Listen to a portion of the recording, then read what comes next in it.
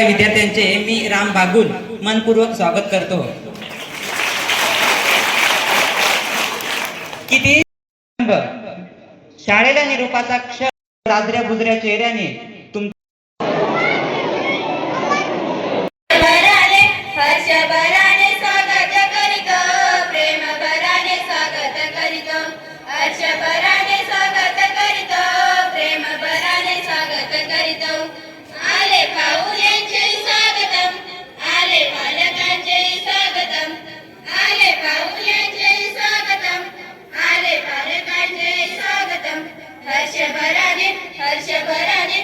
हर्षभराने स्वागत करीतो, प्रेमभराने स्वागत करीतो, हर्षभराने स्वागत करीतो, प्रेमभराने स्वागत करीतो। आले शिक्षकांचे स्वागतम, आले शिक्षिकांचे स्वागतम, आले शिक्षकांचे स्वागतम, आले शिक्षिकांचे स्वागतम। हर्षभराने हर्षभराने हर्षभराने स्वागत करीतो, प्रेमभराने स्वागत करीतो, हर्षभराने स्वागत करीतो, प्रेमभराने स्वागत करीतो। आले मुलांचे स्वागतम, आले मुलींचे स्वागतम, आले मुलांचे स्वागतम, आले मुलींचे स्वागतम।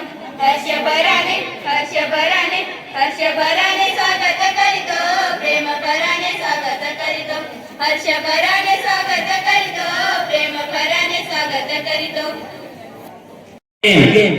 की आता पहिलेपासून 12वी पर्यंत या ठिकाणी शिकलात आणि येथून पुढे तुमची राहण्याची जरी इच्छा असेल तरी त्या ठिकाणी आता मर्यादा येईल की तुम्हाला ही शाळा सोडूनच जावी लागेल। म्हणून येता 12वीला तुम्ही परीक्षेलाही जात आहात आणि या शाळेलाही तुम्ही निरोप देत आहात, तर या दोन्ही कार्यक्रमाचं प्रयोजन आपण या ठिकाणी केलेलं आहे। हा कार्यक्रम म्हणजे खर तर फार आपलं जे शालेय शिक्षण आहे, शालेय जीवन आहे, त्या शालेय जीवनाला जवळपास पूर्णविराम देणारा कार्यक्रम आहे इयत्ता 12वीच्या विद्यार्थ्यांसाठी। 2 दिवसावरती त्यांची बोर्डाची परीक्षा झालेली असेल, जरी आलेली असेल तरी पण सुद्धा मनामध्ये एकच खंत असेल सागर की ही शाळा आपली सुटणार आहे। अपयश तर पुन्हा परीक्षा देता येईल, आला अपयश तर अजून परीक्षा देता येईल, पण पुन्हा असं इयत्ता 1ली ते 12वी सारखं वर्गात बसण्याची संधी किंवा शाळेत असं सार्वजनिक कोणती तरी गोष्ट करण्याची संधी तुमच्या आयुष्यामध्ये पुन्हा येणार नाही। आतापर्यंत तुम्ही चांगल्या प्रकारचं या ठिकाणी राहिलात, कुणाकडूनही चुकीचं वर्तन झालं नाही आणि झालंही असेल तर त्या ठिकाणी सुधारण्याचा प्रयत्न निश्चितपणे आम्ही सगळ्यांनी केलेला आहे आणि त्या वर्तनामध्ये तुमच्यात बदल दिसलेला आहे, ही तुमच्या दृष्टीने आमच्यासाठी फार मोठी अभिमानाची गोष्ट आहे। ज्या ज्या वेळी चुकला त्या त्यावेळी आम्ही त्या त्या ठिकाणी तुम्हाला सांगितलं, त्या त्या ठिकाणी तुम्ही सुधारलात। शेवटी आयुष्यात सुधरत राहणं आणि शिकत राहणं याच्यातूनच आपल्याला आयुष्यात जगायचं असतं। जर समजा या 2 गोष्टी आपण करूच शकलो ना आयुष्यामध्ये तर आपलं आयुष्यच आपण जगू शकलो नाही असंच समजायचं। त्याच्यामुळे आमच्याकडून जे जे शक्य झालं ते ते तुमच्यासाठी केलंय, फक्त जाताना तुम्ही ते जपून वापरा,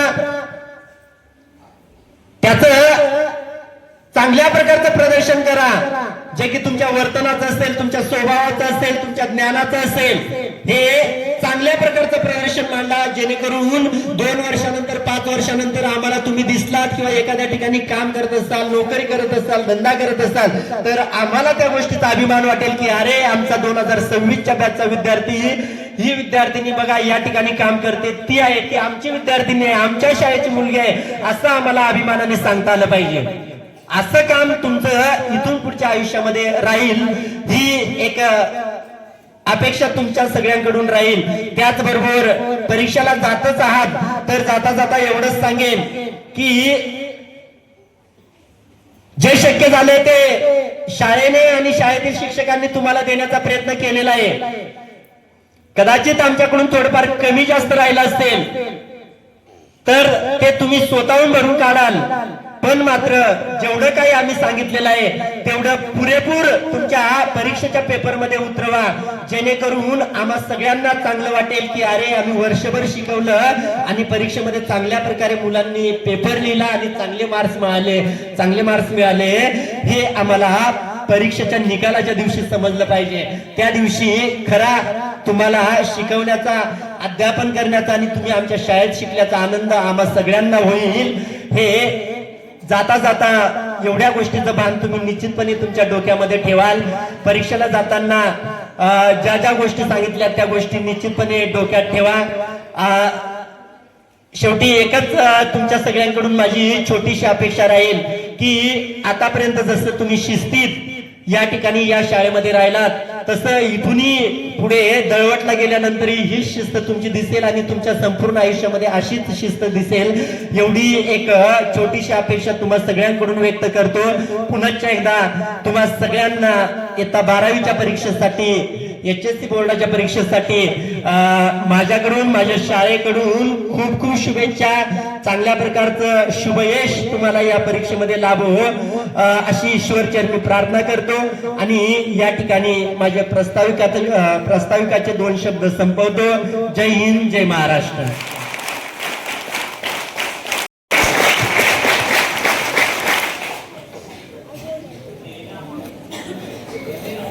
असते गोड आठवण आणि आयुष्याच्या वाटचालीत असते ती प्रेमाची साठवण। आयुष्याच्या वाटचालीत असते ती प्रेमाची साठवण।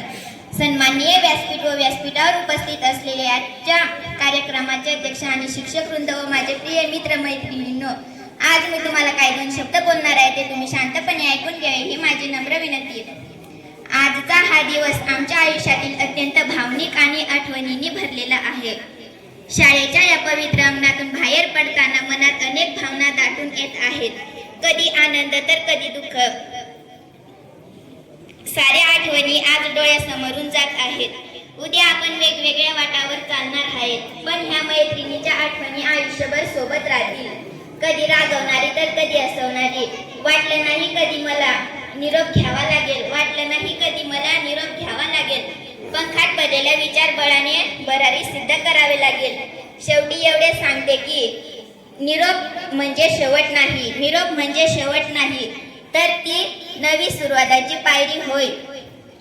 सुंदर या शालेय जीवनात आम्हाला घडवणाऱ्या प्रत्येक शिक्षकांचा मी मनपूर्वक आभार मानते व माझे 2 शब्द इथे संपवते। धन्यवाद। सहवास सुटला म्हणून सोबत सुटत नाही, सहवास सुटला म्हणून सोबत सुटत नाही आणि नुसता निरोप दिल्याने नाते तुटत नाही। अध्यक्ष माझे वंदनीय गुरुजन वर्ग व इथे जमलेले माझे मित्र मैत्रिणींनो, कॉलेजच्या या वटवृक्षाखाली विसावलेला एक पक्षी आज आपणासमोर निरोप देण्यासाठी उभी आहे। आज फक्त माझ्यासाठीच नव्हे तर माझ्या शिकणाऱ्या सर्व मित्रमंडळीसाठी भावुक दिवस आहे। आज नंतर कदाचितच आपली अशा पद्धतीने पुन्हा भेट होईल का नाही, कारण प्रत्येक जण वेगवेगळ्या कॉलेजमध्ये चालले जातील, काही जण जॉब्स करण्यासाठी खूप लांब निघून जातील। आपण सर्व एकमेकापासून वेगवेगळे होऊन जाऊ आणि सोबतच राहतील त्या फक्त आठवणी। मला आज असे वाटत आहे की जसे आयुष्यातून काहीतरी सुटत आहे, काहीतरी नाही तर खूप काही सुटत आहे आणि कदाचितच आयुष्य सुटत आहे। मला अजूनही तो कॉलेजमधील पहिला दिवस आठवते, जेव्हा मी अतिशय शांतपणे बसली होती, डोळ्यात भय आणि कदाचित अश्रू पण होते। आश्रयाची गोष्ट आहे आणि आज सुद्धा माझ्या डोळ्यात अश्रू आहेत। हे अश्रू यासाठी आहे कारण मी तुम्हा सर्वांसोबत जो शब्द घालवला तो परत नाही येऊ शकत। माझ्या आयुष्यात एक वाटले नाही कधी मला निरोप आपला घ्यावा लागेल, पंखात भरलेल्या विचाराने बळाने भरीव सिद्ध व्हावे लागेल। आज माझ्या सोबत असलेल्या सर्व विद्यार्थ्यांची अवस्था अशी झाली आहे, अनेक आठवणी आज आमच्या समोर तळत आहेत। शिल्पकार दगडापासून सुंदर शिल्प घडवतो, त्याचप्रमाणे येथील प्रत्येकांची शिक्षकांची आम्हाला घडवले आहे। कॉलेजने लावले वळण, त्यावर चढलं यशाची चढत। अशा प्रकारे या कॉलेजने मला फक्त यशाचे शिकवले न शिकवता जगावे हे कसे शिकवले. मला खात्री आहे की या कॉलेजमधून बाहेर पडणारे विद्यार्थी नक्कीच या शाळेचा अभिमान असणार. एवढे बोलून 2 शब्द संपवते. धन्यवाद. स्पर्धात आम्हा 12वीच्या विद्यार्थ्यांना मार्गदर्शन करावे.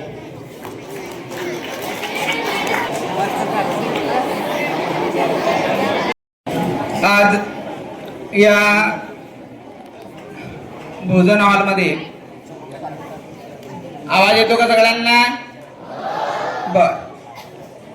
सगळ्या मुलांना बघूनच अगोदरच हृदयाचे ठोके वाढलेले आहेत.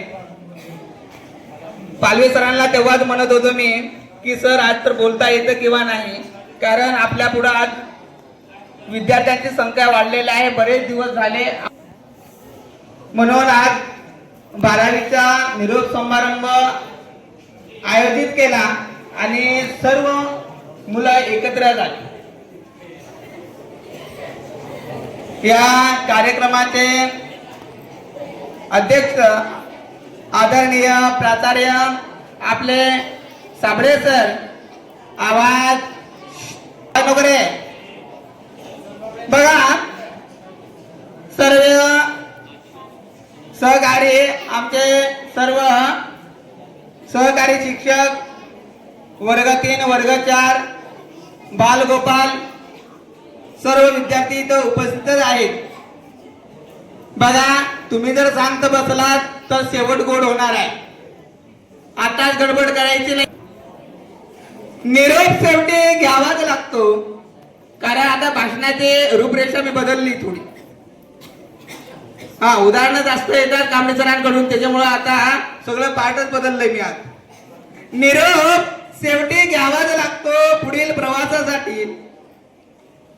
जशी नदी पुढे पुढे जाते सागराला भेटण्यासाठी.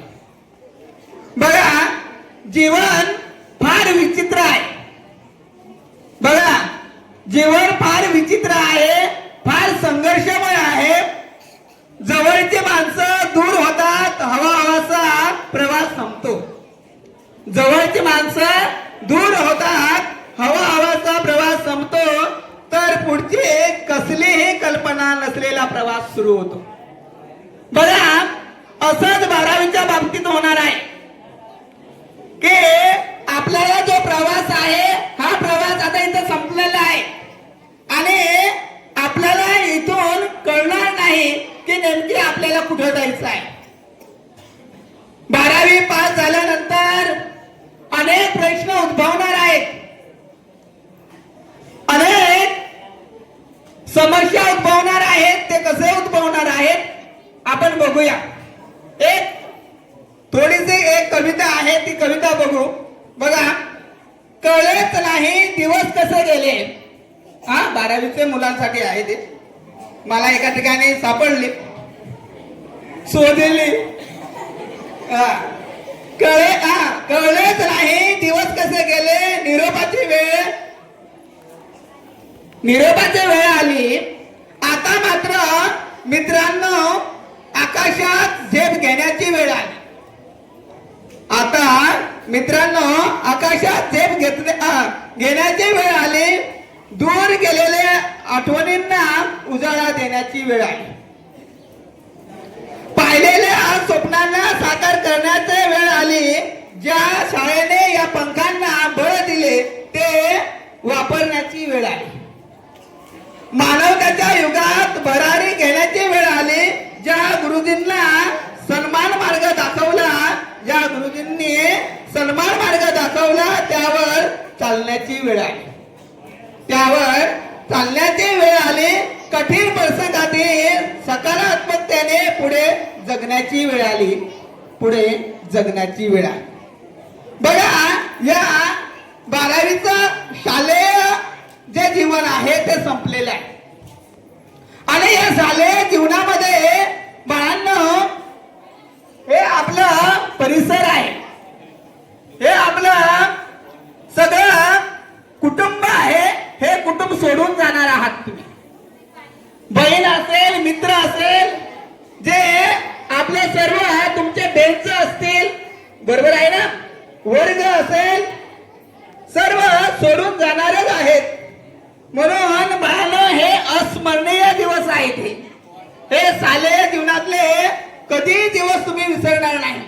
12वी नंतर प्रत्येकाच्या जीवनामध्ये समस्या येतील.